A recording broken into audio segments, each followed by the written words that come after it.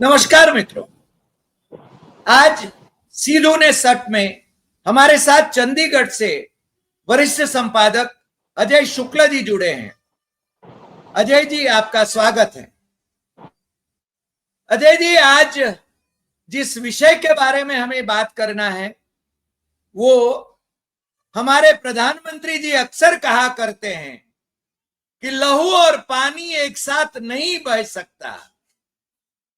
अब हम तो ये मानते थे कि पाकिस्तान के साथ अपने रिश्ते ऐसे हैं कि लहू और पानी एक साथ नहीं बह सकता।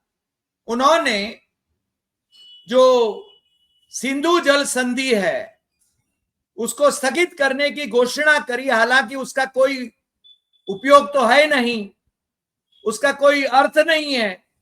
पानी तो बहना ही है पाकिस्तान में, क्योंकि भारत में वो स्टोरेज कैपेसिटी 11 साल में भी नहीं बनाई उन्होंने।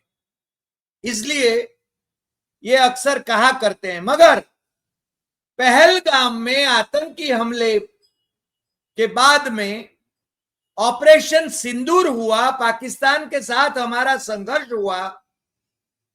अमेरिका के प्रेसिडेंट ट्रंप ने लगभग 40 बार ये कहा कि मैंने संघर्ष विराम कराया दोनों देशों के बीच में। हालांकि हम कभी तीसरे देश की मध्यस्थता स्वीकार नहीं करते थे, मगर मोदी जी हैं कि मुमकिन है। मोदी जी के कारण बहुत कुछ हो रहा है। अब तो क्रिकेट भी खेला जा रहा है पाकिस्तान के साथ। हम समझौता नहीं करेंगे किसी बात पर, उनके साथ हम डिप्लोमेटिक रिलेशंस को निम्न स्तर तक लेके गए हैं, और मगर क्रिकेट जरूर खेलेंगे। ये क्या हुआ भला? तो अजय जी, आज आपसे यही बात हम सुनना चाहते हैं कि ये कौन सी डिप्लोमेसी है, ये कौन सा देश का हित है, ये कौन सी उनकी घोषणाएं हैं जिसके बारे में ये अक्सर कहा करते हैं लहू और पानी एक साथ नहीं बह सकता, मगर मुनाफे के लिए देश को गिरवी रख के, देश का हित को गिरवी रख के क्रिकेट खेला जा सकता है। ये क्यों हो रहा है अजय जी? आप जरा प्रकाश तो डालिए अजय जी।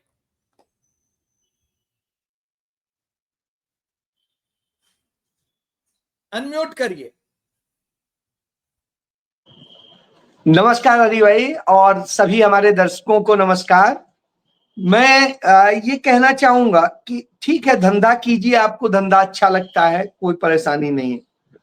लेकिन यदि आप देश की बात करते हैं, जैसा कि आप कल असम में पहुंचे नरेंद्र मोदी, तो वहां पर जाकर के उन्होंने घुसपैठिए और न जाने किस किस की बात की। कोई बात नहीं, आप अच्छी बात कर रहे हैं, करिए ये सब, लेकिन आप इसका भी जवाब दे दीजिए कि जिस कांग्रेस को आप यह गाली देते हैं, सब कुछ कहते हैं, वही कांग्रेस थी जिसने 1949 में जीत करके पाकिस्तान से जीत हासिल करके अपने मुताबिक समझौता किया था।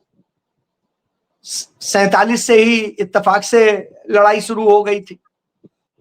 इतनी लंबी लड़ाई चली थी, 2.25 साल। इसके बाद आप याद करिए 1962 हम चाइना के आगे हमने सरेंडर नहीं किया था।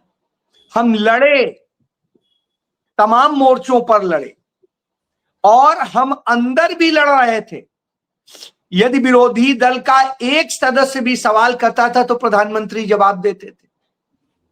हमने 1965 की भी लड़ाई देखी और हमने फिर जीती, और फिर सारी चीजें हुई। हमने 1971 में पाकिस्तान को 2 टुकड़े कर दिए। चाइना और अमेरिका के मुंह में हाथ डाल करके हमने छीन लिया क्या कहते हैं, सिक्किम को, जो एक स्वतंत्र राज्य होता था, जो कभी भी भारत का हिस्सा नहीं रहा था, कभी भी, ऐतिहासिक काल से भी बात कर।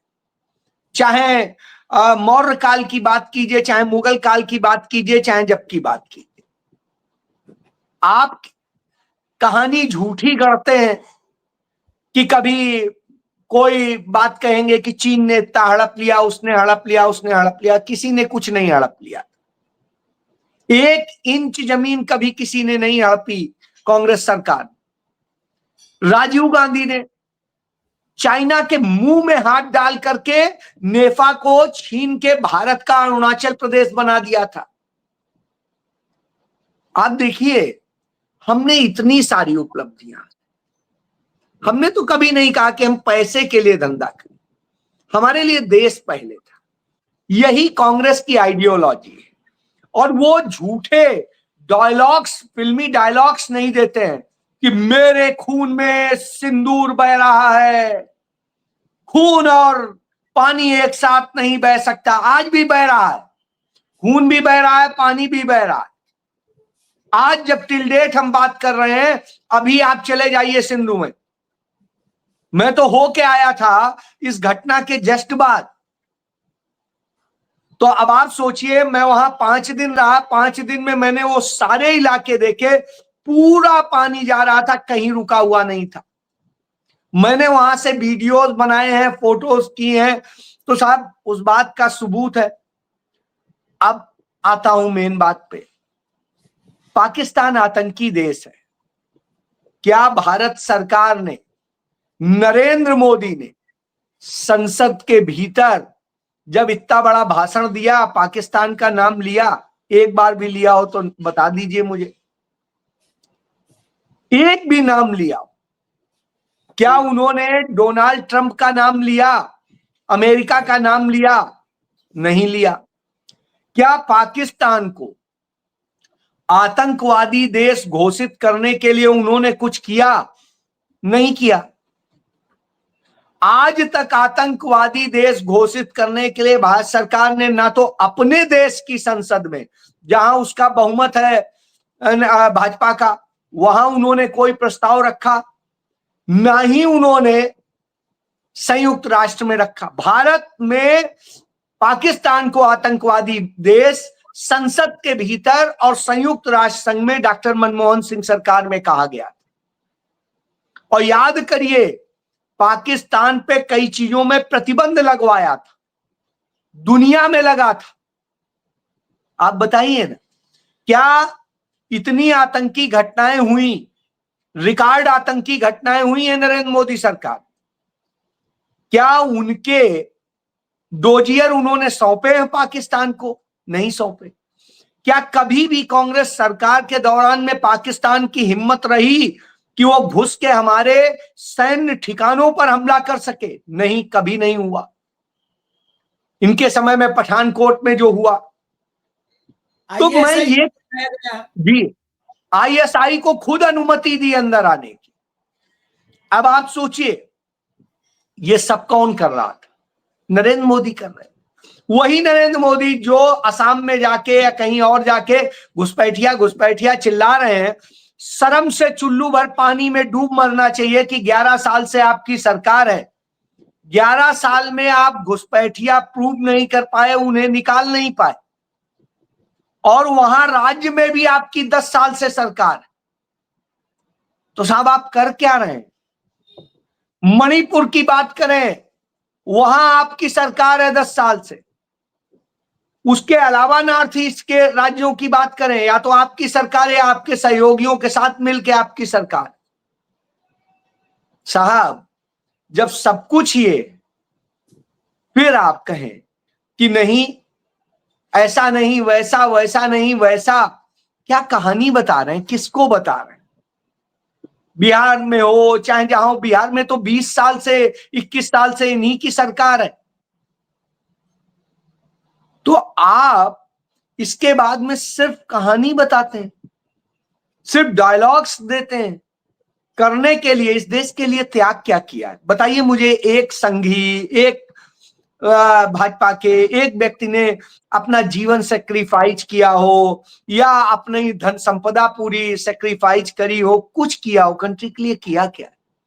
उल्टा वसूला है। आप देखिए, यदि इनका सबका रिकॉर्ड निकालिएगा तो इनकी संपत्तियां दिन दूनी रात चौगुनी बढ़ी हैं, और अमित शाह और नितिन गडकरी जैसे लोगों की, बच्चों की कितने हजार गुना की स्पीड से बढ़ी है, ये अपने आप में बताता है।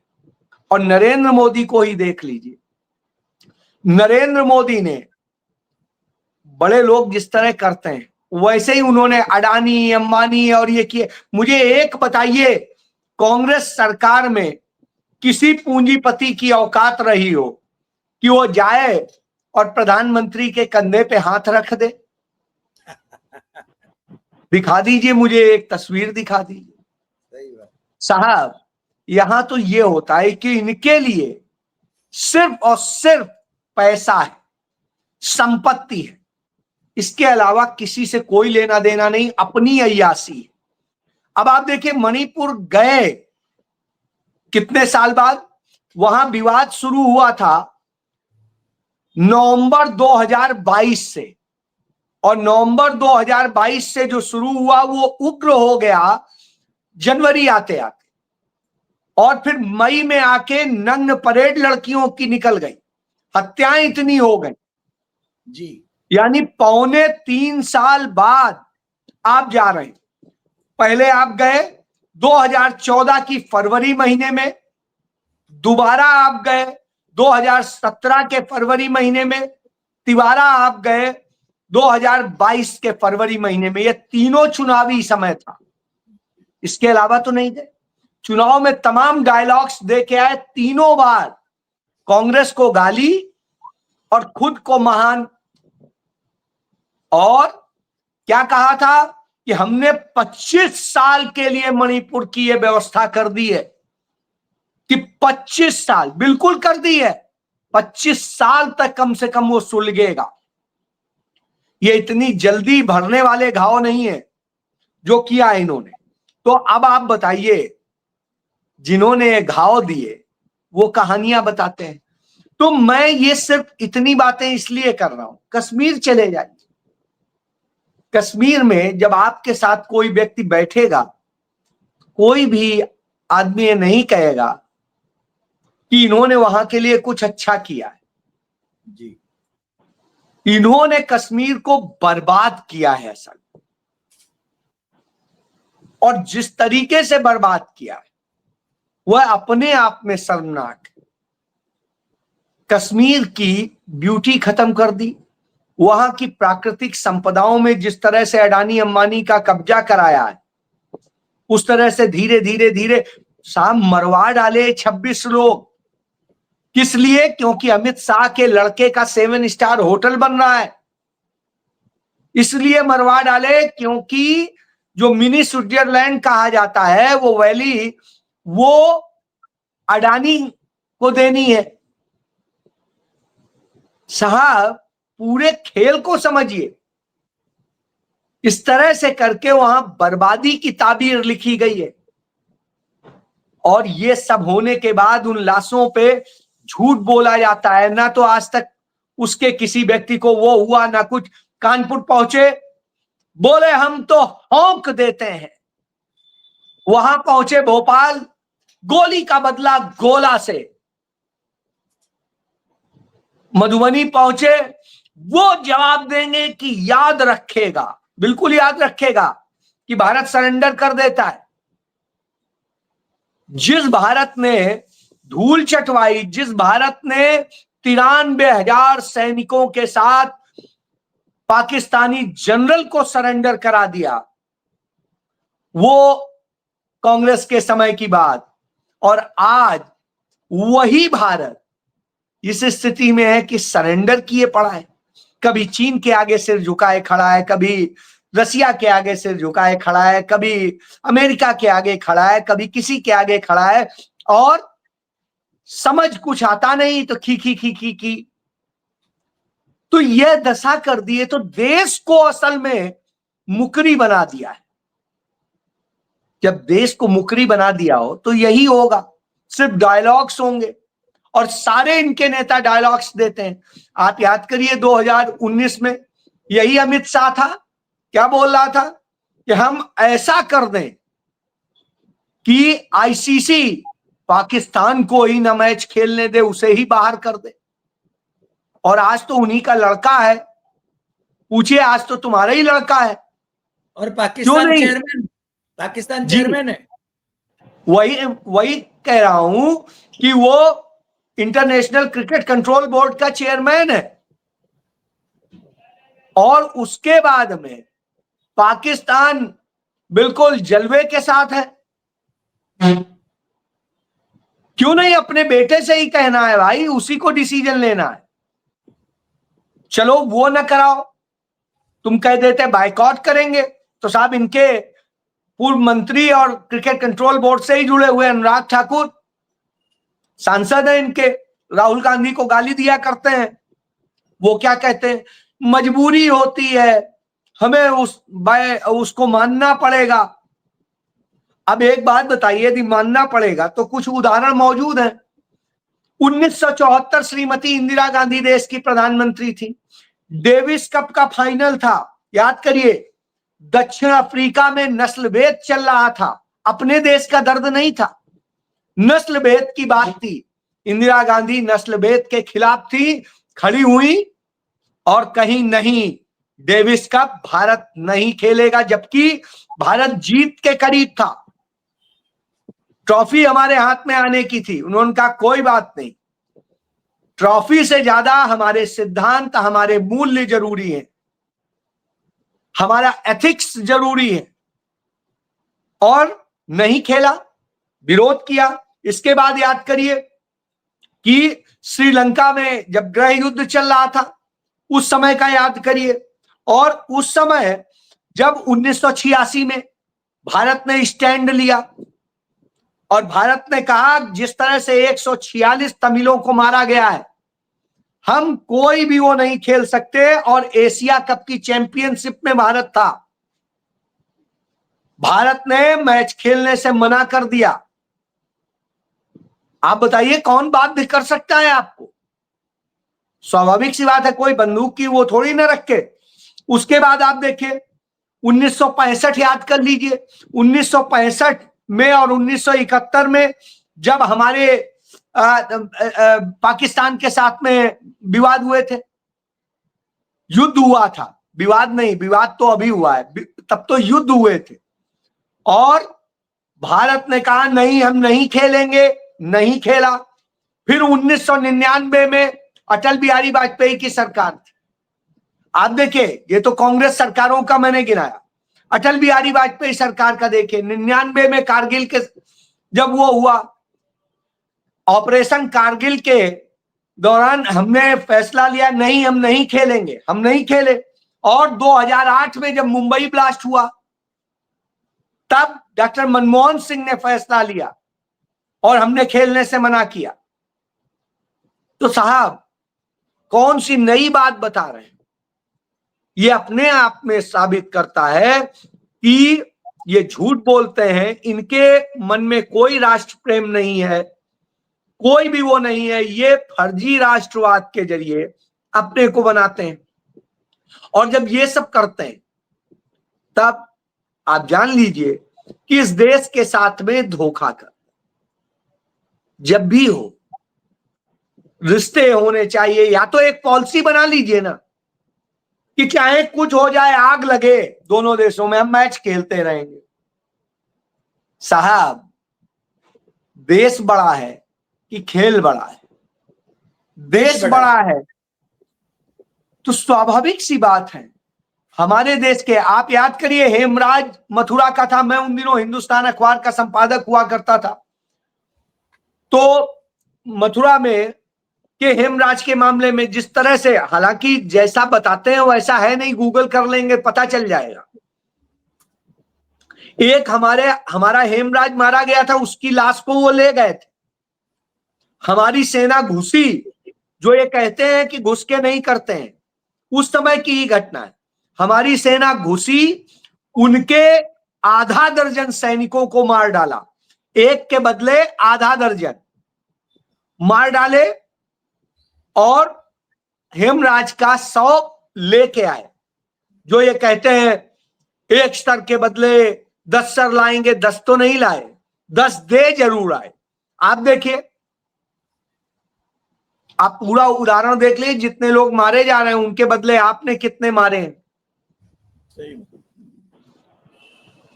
जो बॉर्डर पे रहने वाले लोग हैं, देखिए 2 दर्जन से अधिक वो लोग मारे गए, 26 लोग 27 लोग ये मारे गए टोटल स्थानीय नागरिक मिला के। और उसके बाद में जो उस बीच झड़प हुई उनमें मारे गए, 1 दर्जन हमारे सैनिक मारे गए हैं। जो उन्होंने 3 अटैक किए, जो एयरफोर्स के स्टेशन पे अटैक किया जम्मू के क्षेत्र में, वहां पर हमारे लोग मारे गए। इस तरह से करके भटिंडा में हुआ, भटिंडा में मारे गए। आप देखिए हमारा राफेल भी वहां गिरा। इसी तरीके से पंपोर में हमारा राफेल गिरा, हमारा एक व्यक्ति मारा गया जवान। तो मैं तो गिनती गिना दूंगा जो ये झूठ बोलते हैं साहब। उसके बदले में हमने क्या मारा आज तक? क्या मसूद अजहर हम लाए कि हम किसको लाए, किसको मारा? हमें एक बता दो ना नाम। उल्टा उन्हें छोड़ के ये आते हैं, मौलाना छोड़ मसूद अजहर। वही मैं कह रहा हूं, जो आतंक का ओरिजिनल व्यक्ति है उसे छोड़ के ये आते हैं। यही अजीत डोभाल छोड़ के आया था जी। तो साहब इनसे हम नैतिकता की उम्मीद करें? और फिर ड्रामे कि नहीं उन्होंने तो हाथ नहीं मिलाया, उन्होंने। अरे यार क्या फालतू के ड्रामे करते हैं। बीसीसीआई हो, किसी की औकात है? यदि सरकार कह देगी नहीं खेलना है तो नहीं खेलना है। आपके गुजरात से ही खेल मंत्री हैं, जवाब नहीं दे सकते हैं। ड्रामे सुन लीजिए कुछ भी। यदि भारत सरकार किसी को भी, आप याद करिए दक्षिण अफ्रीका का नस्ल भेद जब चल रहा था तो पासपोर्ट पे लिखा होता था कि दक्षिण अफ्रीका की यात्रा बार है, पासपोर्ट तक पे लिख दिया जाता था। ये होता है शासन। आप पासपोर्ट पे लिख देंगे कि इस मैच के लिए वीजा अलाउ नहीं होगा, कर दे कोई। मैं यही कह रहा हूं, पासपोर्ट तो आप देते हैं, परमिशन आप देते हैं, सारी चीज आपसे होती है। आप सरकार जो चाहे वो कर सकती है झूठ बोलने में। आपसे कहेंगे, हमसे कहेंगे बायकॉट करो इनके, बायकॉट करो, और खुद क्या करेंगे? हर वही चीज यूज कर। एक बात बताइए, हमसे कहा गया तुर्की मत जाइए, ये मत करिए, वो मत करिए। अब आप देखिए कांग्रेस को बदनाम करने के लिए जो इस्तांबुल कांग्रेस का ऑफिस था उसे हमारी कांग्रेस का ऑफिस बताने लगे, जबकि वो वहां की म्युनिसिपल कॉर्पोरेशन का ऑफिस है। ठीक है, ये होना चाहिए। वही मैं कह रहा हूं। और इनका अर्नब गोस्वामी ऐसे ही झूठ फैलाने लगा, जाने क्या करने लगा, नफरत फैलाने का काम किया कि देखो कितनी गद्दार है। और साहब गद्दार कौन है इसका उदाहरण देखिए। यही नरेंद्र मोदी सरकार ने उसी तुर्की का पूरी जो उनके बिजनेस का था सारी चीज वो खोल दी, विमान सर्विसेज, एयरपोर्ट, सब कुछ। जी, अदानी के लिए, अदानी पोर्ट से ही उसके समझौते करके कराने। ये आपकी स्थिति एयरपोर्ट के। अब इसके बाद दूसरा देखिए, चाइना हमारे जो सेना के उप जनरल है राहुल आर सिंह, उन्होंने स्पष्ट कहा 81% पाकिस्तान को असिस्टेंट अमेरिका उसने चाइना ने दी। हमारे प्रधानमंत्री पहुंच गए चाइना में मत्था टेकने, और उसने क्या किया? ये पहुंचे, सब कुछ हुआ, खिलखिलाए, हंसी ठट्ठे किए, और पाकिस्तान को एससीओ की भी आतंकरोधी समिति का चेयरमैन बना दिया गया। अब आप सोचिए। और आगे SCO next year Pakistan is the host. वही मैं कह रहा हूं कि कुल मिला के आपको बना के क्या रख दिया है। अभी आप देखिए, जब ये घटना हुई उसी पहले बात बता रहा हूं। आप ये देखिए, हमारे विदेश मंत्री पाकिस्तान गए थे उस समय, याद करिए, उसके पहले गए थे और पाकिस्तान में मीटिंग में आज बिल्कुल मिलके आ गए थे। एक भी हिम्मत एससीओ में क्या नरेंद्र मोदी की हिम्मत हुई कि वो कहें कि हाँ पाकिस्तान ने ये किया है? नहीं कहा। उनका पूरा भाषण पड़ा हुआ है, उन्हीं के यूट्यूब पे पड़ा हुआ है, आप सुन लीजिए। एक शब्द उन्होंने नहीं कहा, पाकिस्तान का नाम नहीं लिया, अमेरिका का नाम नहीं लिया। साहब ये दोगले चरित्र के हैं और आज से नहीं है, ये मुझे बताना पड़ा, इसके लिए मुझे तकलीफ है, क्योंकि इनका तो ये दोगला चरित्र 100 साल पुराना इतिहास है। 1921 से देख लीजिए ये कैसे आए और फिर कैसे मुस्लिम लीग के साथ में पींगे बिड़ाए करी। उसी मुस्लिम लीग के साथ हम बिस्तर होते थे और बाहर आके लड़ते दिखाई देते थे। तो साहब जिनका यह चरित्र हो कि वही पाकिस्तान वाली मुस्लिम लीग के साथ हम बिस्तर भी होंगे और बाहर आके बताएंगे कि नहीं वो तो ऐसी है, वो ऐसा है, वो ये है। साहब ये दोगला चरित्र इस देश के लिए सबसे बड़ी समस्या वही है, और हमें तकलीफ तब होती है जब हमारे देश के लोग को हमें बताना पड़ता है। अरे ये तो खुद आपको देखना चाहिए, ऐतिहासिक तथ्य हैं सर। इस देश को इन्होंने तोड़ दिया, 2 टुकड़े इन्होंने कराए, इस देश में आतंकी और तमाम हमले इन्होंने कराए, इस देश के अंदर सांप्रदायिकता की आग लगा के आपस में लड़वा के मरवाने का काम दोनों समुदाय के लोगों का इन्होंने किया। आरोप दूसरों पे लगाते हैं, जिन्होंने सबको ये सिखाया कि मिल बैठ के काम करो, हम सब मूलतः एक हैं, असलियत में ये है। हमें उस ढंग से सोचना था। भाई आर्यंस आए कहां से? ईरान से। और जब ईरान से आए, हमारे ही तो भाई है, ठीक है, छूट गए पीछे, अलग बात है। यहां भारत के अंदर जो मुसलमान है वो क्या है? कन्वर्टेड मुसलमान है भाई, कहीं बाहर से आया नहीं है, हमारा ही बात। मैं अलीगढ़ में एक परिवार में गया, उसकी 3 पीढ़ी पहले वो हिंदू थे और उनकी लड़की की शादी एक दूसरे आगरा के जिस परिवार में हो रही थी, हमने कहा हिंदू मुस्लिम ज्वाइंट, तो उन्होंने कहा परिवार हमारा है, पुराना परिवार है भाई। तब उन्होंने हमें पूरे परिवार का सिलसिला बताया। आज भी आप देखिएगा तमाम सारे मुसलमानों में कहीं पे कोई में ये राठौर लिखा होगा, किसी में कुछ और लिखा होगा, कुछ और लिखा होगा, इस तरह से होता है। कश्मीर में मेरे एक दोस्त है जलील राठौर, अब आप ये सोच लीजिए वो अब राठौर है, कन्वर्ट हुए थे एक जमाने में, जब हुआ तो स्वाभाविक सी बात है। और आप यदि आप देखें तो इस्लाम है क्या, यदि आप उसको देखेंगे तो जो हमारा मूल धर्म है, जहां वेद शुरू होते हैं, वेदों की ही चीजें उनमें और इनमें समानता मिलेगी। अब वेद क्या है, आप, मैं शायद पहले भी बताया था, आप देखिए ऋग्वेद में, आप देखिए जो ईरान का धर्म ग्रंथ है पारसियों का अवस्था, हाँ, उससे बिल्कुल ऋग्वेद कॉपी करता है। तो जो दुनिया का सबसे पुराना ग्रंथ है वो ग्रंथ हमारे ऋग्वेद को वो कर रहा है। यानी अब आप समझ लीजिए हम अंततः वही हैं, थोड़ा बहुत हमारी पद्धतियां बदल गई।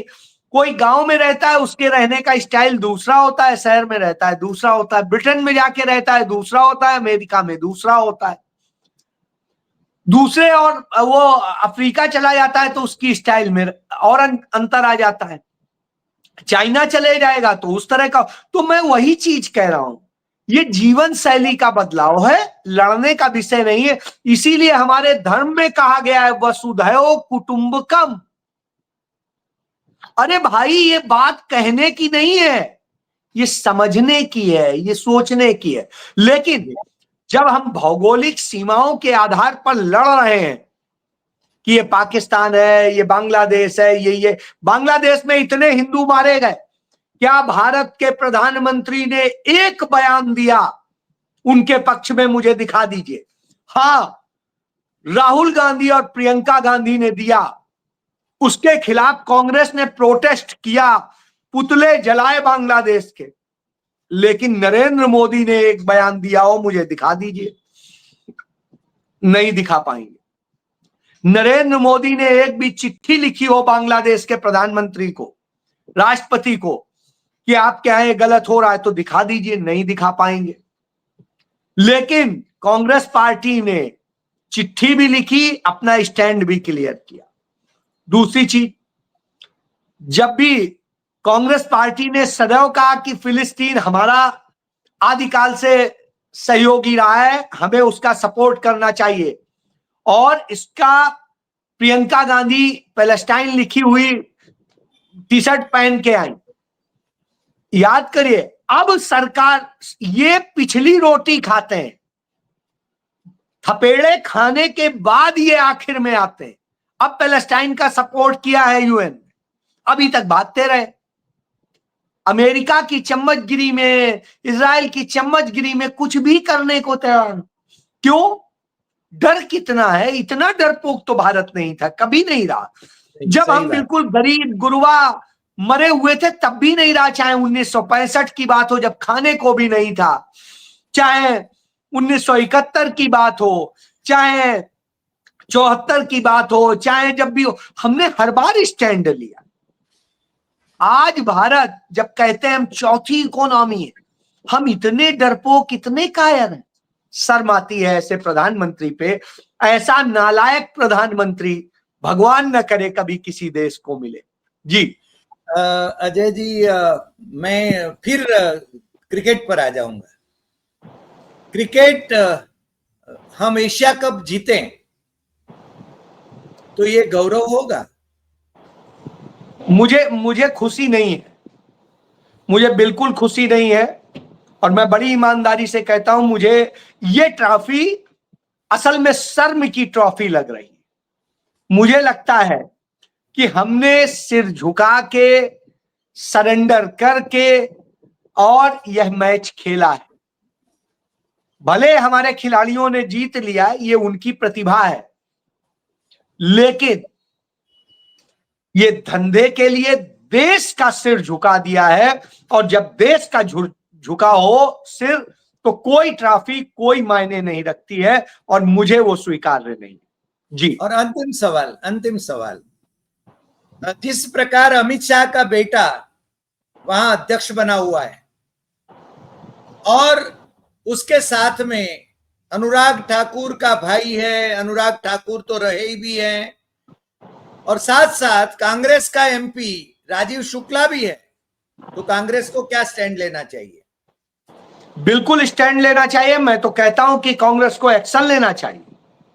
कांग्रेस को उन्हें यह दिखाना चाहिए, और अब कांग्रेस को उनकी राज्यसभा की सदस्यता आगे बढ़ाने से रुकना चाहिए।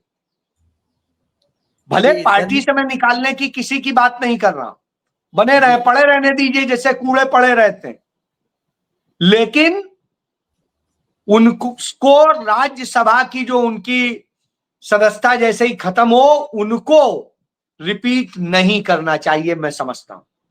जी अजय जी, आप बहुत स्पष्ट ये ओपिनियन दिए हैं। वैसे भी यानी देश बड़ा है, धन लाभ से देश बड़ा है, मुनाफे की अपेक्षा देश बड़ा है, और देश का सर यदि झुकता है तो वो हमें मंजूर नहीं है। आपने बहुत अच्छे ढंग से उदाहरणों सहित हमारे दर्शकों को ये सब बताया, इसके लिए हम आपके बहुत बहुत शुक्रगुजार हैं। इंशाल्लाह फिर मिलेंगे नए एपिसोड में नए विषय के साथ। आपका फिर से एक बार धन्यवाद करता हूं। नमस्कार।